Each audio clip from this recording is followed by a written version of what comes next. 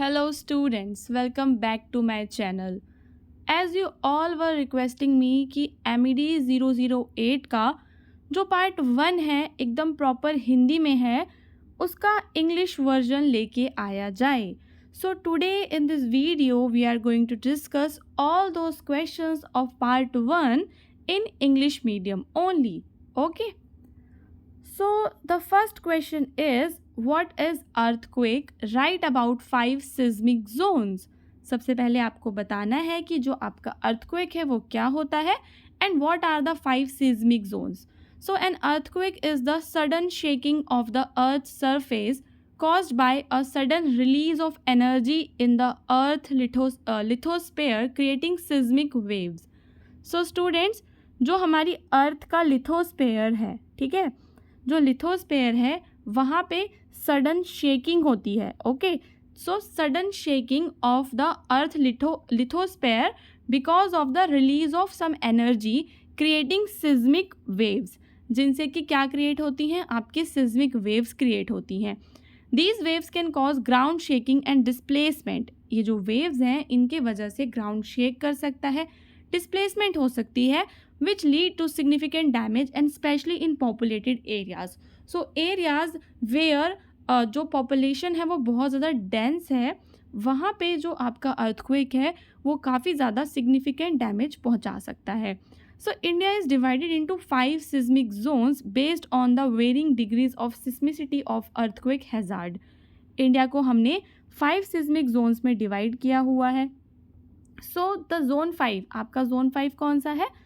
This is the most seismically active region. सबसे ज़्यादा seismically active region है ये and includes areas with the highest risk of experiencing major earthquakes. और इसके अंदर वो सारे areas आते हैं जो सबसे ज़्यादा risk वाले areas हैं. For example, it covers part of northeastern India, parts of Jammu Kashmir, Himachal Pradesh, Uttarakhand, run of Kutch in Gujarat and some parts of North Bihar. So all these parts come in the most seismically active region under zone 5. Now next zone is zone 4. This zone is considered to be high risk. ये जो zone है it is also high risk zone and includes parts of Jammu and Kashmir. So this zone includes some parts of Jammu and Kashmir, Himachal Pradesh, the Indo-Gangetic Plains, North Bihar and parts of the northeastern region. So students, the northeastern regions come under zone 4. Okay, now let's come to zone 3. So zone 3 is a moderate risk zone. It covers the remaining parts. Okay, the parts of Jammu Kashmir also come under zone 5 and zone 4. Okay, and Jammu Kashmir के जो remaining parts हैं they come under zone 3. Himachal Pradesh, Uttarakhand, Punjab, Haryana, Uttar Pradesh, west Bengal, parts of Gujarat and parts of Maharashtra including Mumbai. Okay, so Mumbai also comes under zone 3. In zone 2, this zone experiences low to moderate seismic activity. Okay, zone 2 जो है वहाँ पे जो seismic activity है it is low to moderate and इसके अंदर जो आपके states आते हैं these are Karnataka, Tamil Nadu and parts of Maharashtra. The zone 1 is the least seismically active zone. However, it's important to note that after a reclassification, zone 1 has been merged into zone 2, making the current classification effectively into 4 zones. The seismic zoning map of India helps in understanding the relative seismic hazard across different regions, aiding in earthquake resistance construction and disaster preparedness. So यहाँ पे ये आपसे ये कह रहा है कि जो zone 1 है उसको zone 2 में मर्ज कर दिया गया है, तो अब जो क्लासिफिकेशन है वो कितना रह जाएगा, केवल 4 ही रह जाएगा. अगर हम इंडिया के सिस्मिक जोनिंग मैप को देखते हैं तो हम अंडरस्टैंड कर पाते हैं सिस्मिक हैजार्ड्स को अक्रॉस डिफरेंट रीजन्स. ओके, सो ये था हमारा फर्स्ट क्वेश्चन इन विच हमने किसके बारे में बात की, we talked about 5 seismic zones and what is earthquake. Now let's come to the question number 2 where आपसे क्या पूछा गया है. इन क्वेश्चन नंबर 2 आपसे पूछा गया है what is economic globalisation, write down its effects on environment. Okay, so economic globalization refers to the increasing interconnectedness and interdependence of national economies across the world through the rapid growth of cross-border trade, investment and technological exchange. Economic globalisation का मतलब ये है कि जो world है वो interconnected है, interdependent है, ठीक है। जो वर्ल्ड की इकोनॉमीज़ हैं वो आपस में जुड़ी हुई हैं, क्रॉस बॉर्डर ट्रेड कर रही हैं, इन्वेस्टमेंट कर रही हैं, टेक्नोलॉजिकल एक्सचेंजेस कर रही हैं। It involves the integration of markets, production and services on a global scale. अगर हम ग्लोबल स्केल पे अपनी मार्केट्स को एक कर दें, प्रोडक्शन को एक कर दें, गुड्स का जो फ्लो है, सर्विसेज का जो फ्लो है वो कैसा हो जाए, फ्री हो जाए, तो इसी को हम कहते हैं economic globalisation. Now let's talk about some negative effects of economic globalisation on the environment. जो हमारा एनवायरनमेंट है उस पर इस इकोनॉमिक ग्लोबलाइजेशन के क्या इम्पैक्ट्स पड़ते हैं। सो जो पहला इम्पैक्ट है वो है इंक्रीज पॉल्यूशन। सो जो इंडस्ट्रियल एक्टिविटीज़ हैं, ट्रांसपोर्टेशन है, they increase pollution because they emit greenhouse gases and some pollutants which pollute our air. This contributes significantly to air and water pollution. Then जो second इसका negative impact है वो है deforestation and land degradation. So to meet the demand of global markets, आपको पता है कि जो global markets हैं उनकी demand जो है वो बहुत ज़्यादा है। So forests are often cleared for agriculture. जो forest है उन्हें खेती करने के लिए, mining करने के लिए, urban development करने के लिए clear कर दिया जाता है, which lead to habitat loss, reduction in biodiversity and also soil erosion. Now जो इसका थर्ड इम्पैक्ट है वो है climate change. So globalization driven industrial growth. Okay, if growth is driven with globalization, it contributes to higher carbon dioxide emissions, okay, which are a major driver of climate change. Higher carbon dioxide is the major driver of climate change and global warming. This will lead to extreme weather condition, rising sea levels and other climate related impacts.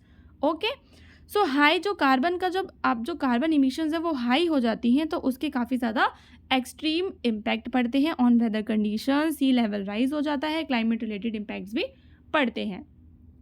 उसके बाद जो आपका economic globalisation है वो करता है over exploit आपके resources को।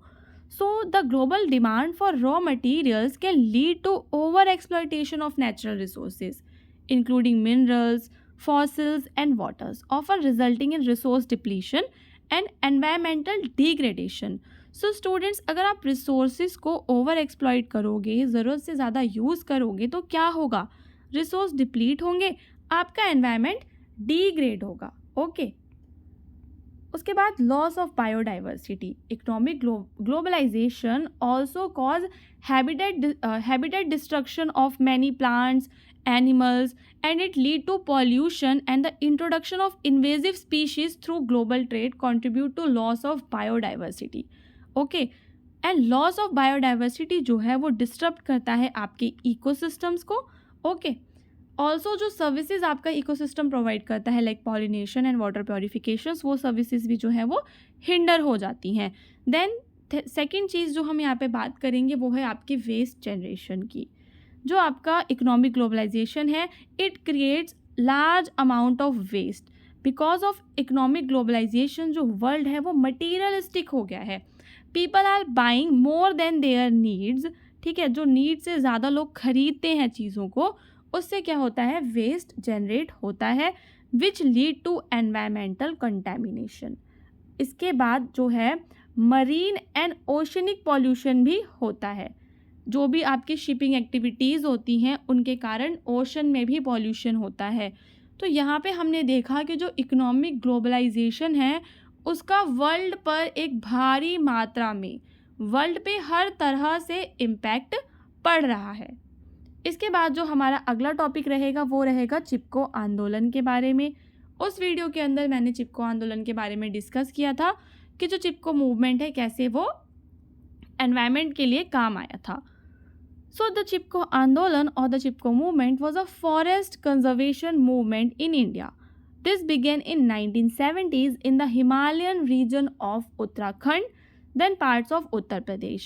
So first of all, the Chipko movement was started in Uttarakhand, then it spread to the some parts of Uttar Pradesh. It is one of the most well-known environmental movements in India and is often cited as a pioneering effort in the global environmental conservation narrative. Now let's discuss key aspects of the Chipko movements. So first of all, इसके हम origin के बारे में बात करेंगे। The word Chipko means to embrace or to hug in Hindi. The movement gets its name from the tactic of hugging trees to prevent them from being cut down. जो लोग हैं वो क्या करते थे, ट्रीज को हग कर लेते थे to prevent them from being cutting down. इसके बैकग्राउंड की बात करें, so the movement was started in early 1970s in the response to the government policies that allowed commercial logging which threatened the livelihoods of the local villagers who depended on the forest for their daily needs. This immediate trigger was the refusal of permission to local villagers to cut ash trees for making agriculture tools, while granting permission to sports goods manufacturer to cut trees in the same areas. तो 1970s में क्या हुआ कि जो government है उसने क्या किया कि उत्तराखंड के विलेजेस में कमर्शियल लॉगिंग को अलाउ कर दिया, ठीक है, जिसकी वजह से क्या हुआ कि जो लोकल विलेजर्स थे वो तो बेचारे एश ट्रीज को भी नहीं काट पा रहे थे, अपने एग्रीकल्चर टूल्स बनाने के लिए एश ट्रीज को नहीं काट पा रहे थे, ना ही अपना खाना बनाने के लिए काट पा रहे थे। वहीं पर एक कंपनी थी, मैन्युफैक्चरर था स्पोर्ट्स गुड्स का, उसको ट्री काटने की इजाज़त दे रखी थी सरकार ने। तो इस कारण से जो लोग हैं वो नाराज़ हो गए, वो ट्रिगर हो गए, ठीक है, और उन्होंने क्या करा, ये मूवमेंट को शुरू किया। इसके की फिगर्स की बात करते हैं कि कौन कौन से लोग हैं जो इस मूवमेंट के अंदर, जिनके नाम हमें लिखने ज़रूरी हैं अपने पेपर में। सो फर्स्ट ऑफ ऑल आप बताएंगे चंदी प्रसाद भट्ट के बारे में। He was an Gandhian social worker and environmentalist. Okay, then Gaura Devi के बारे बताएंगे। She was a prominent leader in the movement. She lead a group of women in Reni village. Then Sunderlal Bahuguna के बारे में आपको पता होगा कि वो भी एक की फिगर थे इसके अंदर अवेयरनेस फैलाने के। अब हम बात करेंगे इवेंट्स की कि जो मूवमेंट है वो शुरू कैसे हुआ।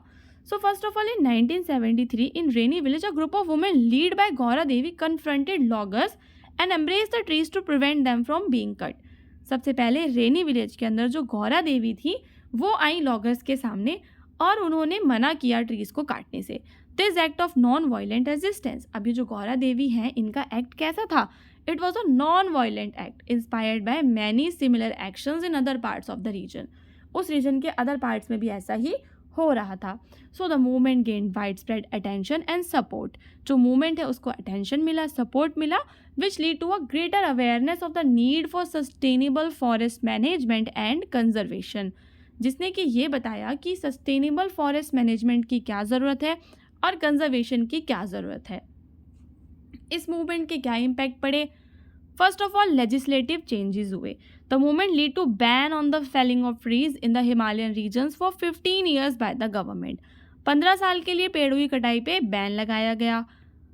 उसके बाद नेशनल और इंटरनेशनल अटेंशन मिली इस चीज़ को। इकोलॉजिकल बैलेंस की बात करने लगे लोग, और जो वहाँ के आदिवासी जो पहले से रह रहे लोग थे, कम्युनिटीज़ थी, उनके अधिकारों की बात भी होने लगी।